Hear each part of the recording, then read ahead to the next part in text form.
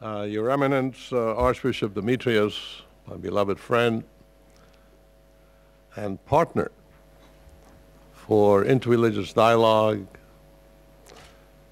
struggle for freedom and human rights, Your Eminence, Metropolitan Emmanuel, Your Excellency Minister Budges, Dr. Anthony Barakis, Archons, distinguished religious leaders, political leaders, and members of the diplomatic corps, ladies and gentlemen. I start with a blessing from the Torah. Baruch atah b'voecha, Baruch atah b'tzeitecha. Blessed may you be in the coming in, and blessed may you be in the coming out. May the Lord bless us as we gathered here for this occasion, and may the Lord guide us in our deliberations, as Archbishop Demetrius stressed, in opening doors, removing barriers. We are, all of us, are here as bridge builders, trying to build trust and confidence and outreach and opening our hearts and extending our hands in friendship, in understanding and dialogue and cooperation. I'm pleased to join you on this occasion at the International Archon Religious Freedom Conference, sponsored by the Archons of the Ecumenical Patriarchate, a spiritual leader whom I respect, adore, and love.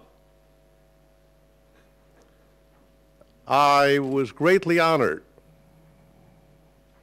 Archbishop Jacobus, my friendship with him of blessed memory, and now with Archbishop Demetrius, I was greatly honored to receive the Athenagoras Award from you, Archbishop Demetrius, with the blessings of the Ecumenical Patriarch.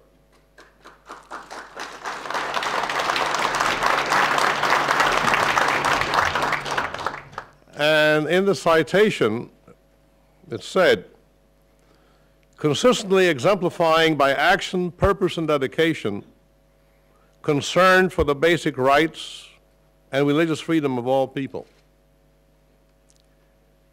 Yes, this has been my life's work. You know, I love freedom, like you and like everyone.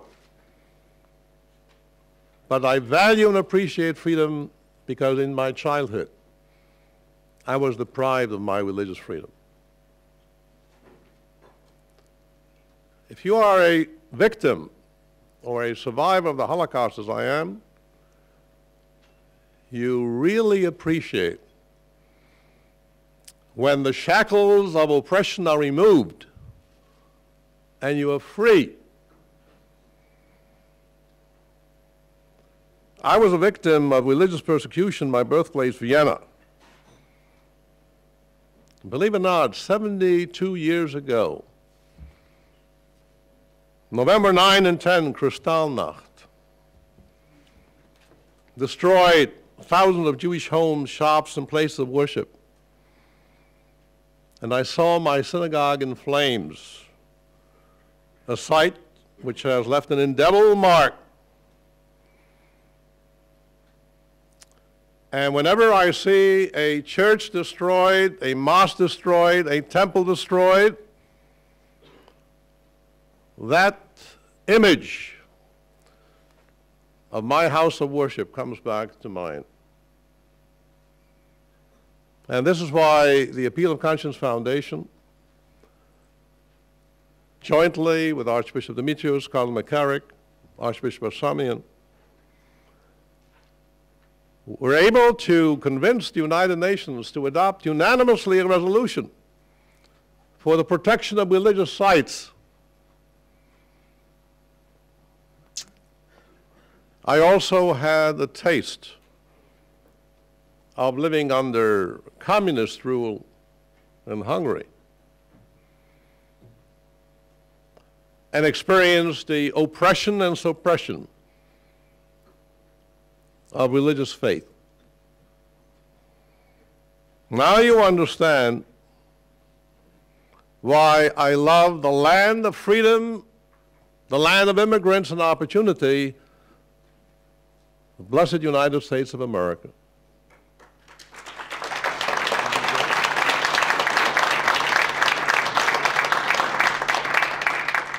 It has given millions of immigrants who fled persecution a home where religious belief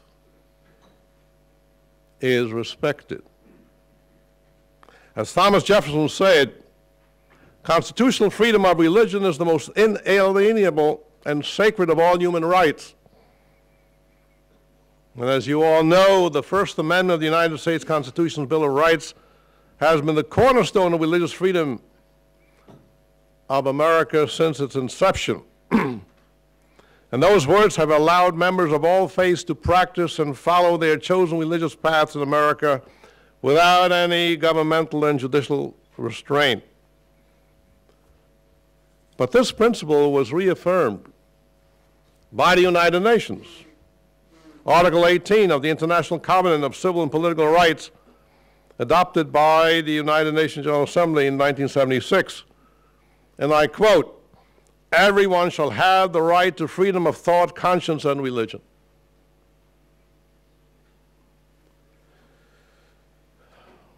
I translate this into my core belief: live and let live. I want you to live, but I also want to live. Or, as I heard Pope Benedict say in my synagogue, just as the Ecumenical Patriarch, His All Holiness, visited Park East Synagogue, reciprocity. The reciprocity in a relationship. Live and let live. I want you to live, I want you to prosper, but I also want to have a chance to do the same. And this was enunciated when His All Holiness and I, under the Ecumenical Patriarchate and the Appeal of Conscience Foundation, gathered in Istanbul at the Bosphorus Hotel, the first time in 1994, and I must say with the support and participation of the Turkish government.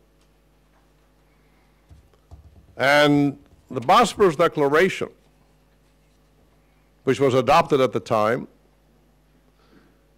tried to put an end to the bloody conflict in former Yugoslavia.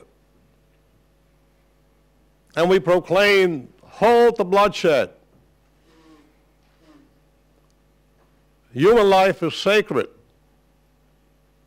We're all God's children. And then subsequently, in 2005, another conference, which His All Holiness and I chaired, dealt with the difficulties in Central Asia.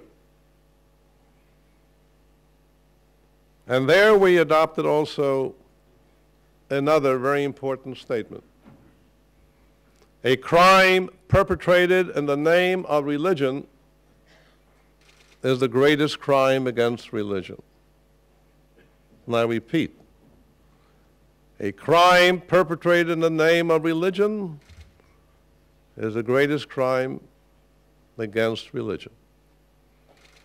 And how relevant and how timely and how current is this message today?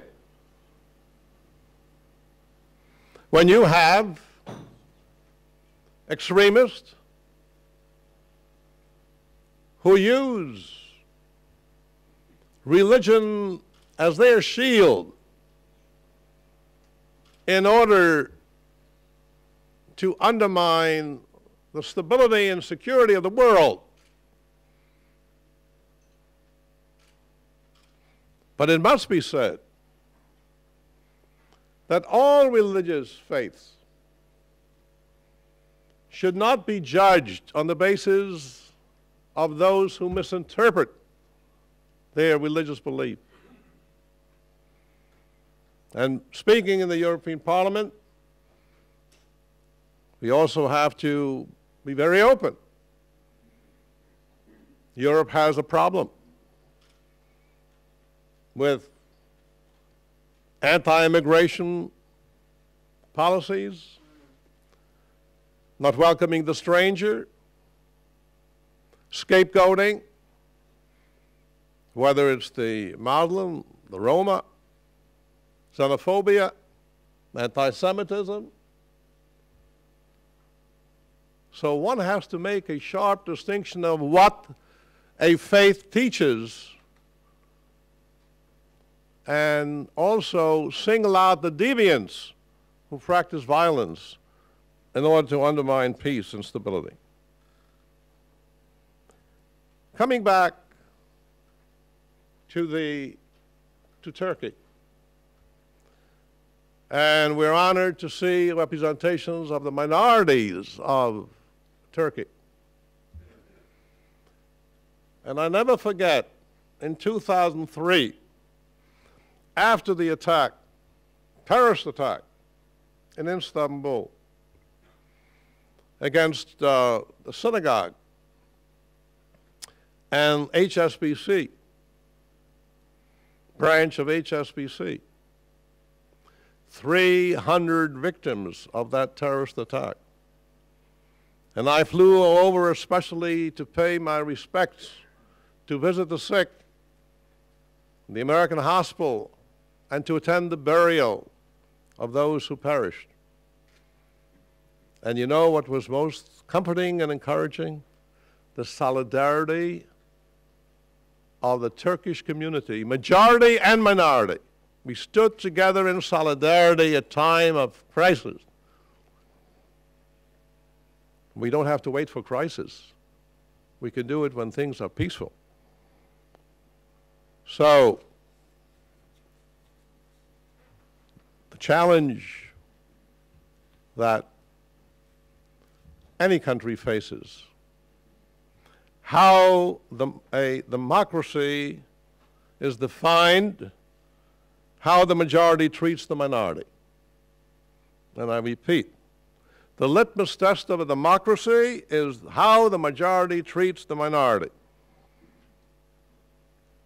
I am encouraged by the recent developments. First Orthodox Christian service led by His All Holiness, the ancient Sumela Monastery, and some other steps taken by the Turkish government. I also said it in the United States Congress when I joined you, Archbishop Demetrios, how important it would be to reopen the seminary in Halki, which would be a further indication of democratic evolution. And it must be said, and I quote President Obama, speaking about America, our commitment to religious freedom must be unshakable. The principle that people of all faiths are welcome in this country and will not be treated differently by their government is essential to who we are. In this country, we treat everybody equally and in accordance with the law, regardless of race, regardless of religion. This should really be a model for any democratic country. And by the way, it's of self-interest to any country to follow that guideline, because we have experienced it. People of faith and religious institutions have made significant contribution to the development of the United States. Must be said, we were not perfect and we're not perfect. We have evolved. We have evolved. It wasn't just done overnight. We remember the civil rights movement, the struggle.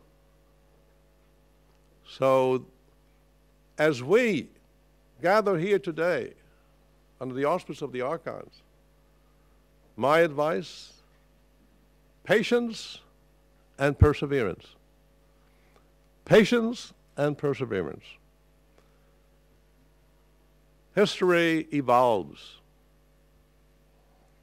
And finally, may I just say that given a complete and unhindered opportunity to flourish and to participate fully in building a civil society, religious communities make contributions that benefit any nation as a whole, and that includes also Turkey. And finally, in an age of globalization and interdependence, respect for diverse cultures and faiths is part of the integration process that has united the European Union. You spoke, Your Eminence, about opening doors. Yes, as always, I agree with you. The door cannot be closed. It must be open to any nation committed to democratic values to become partners of a united Europe. And this is a time to encourage democratic changes in Turkey that will benefit, and I emphasize, all the people of Turkey, majority and minority, all the people of Turkey. Finally, the Bible tells us, love your neighbor as yourself. This message must be repeated over and over and over and over again. We must teach and transmit our common humanity to our children so that they will live at a time of mutual understanding and acceptance of the other, of different faith. It is my fervent prayer that the cross, crescent, star, and David become symbols of peace, tolerance, and mutual respect. It will not happen unless we, you and I, work at it. If you ever visit New York City, Rockefeller Center in New York, and don't miss visiting the Rockefeller Center, and if you ice skate, now is the time to go there. You find a statement inscribed by John D. Rockefeller. It's worth repeating. I believe in all-wise and an all-loving God, that the individual's highest fulfillment and widest usefulness are to be found in living in harmony with His will, God's will. I believe that love is the greatest thing in the world, and it alone can overcome hate, that right can and will triumph over might. Thank you.